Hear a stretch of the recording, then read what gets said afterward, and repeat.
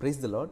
ஏசாயா 43ஆம் அதிகாரம் 18ஆம் வசனத்தில் நம்ம பார்க்கும் பொழுது, முந்தினவைகளை நினைக்க வேண்டாம், பூர்வமானவைகளை சிந்திக்க வேண்டாம். 19ஆம் வசனத்தில் பார்க்கும்பொழுது, இதோ நான் புதிய காரியத்தை செய்கிறேன், இப்பொழுதே அது தோன்றும், நீங்கள் அதை அறியீர்களா? நான் வனாந்திரத்திலே வழியையும் அவாந்திர வெளியிலே ஆறுகளையும் உண்டாக்குவேன். இது வசனங்க.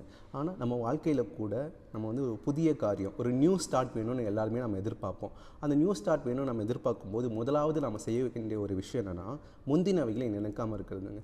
பாஸ்ட்டில் டு நாட் டுவெல் இன் த பாஸ்ட்னு சொல்லி இங்கிலீஷில் சொல்கிறோம்.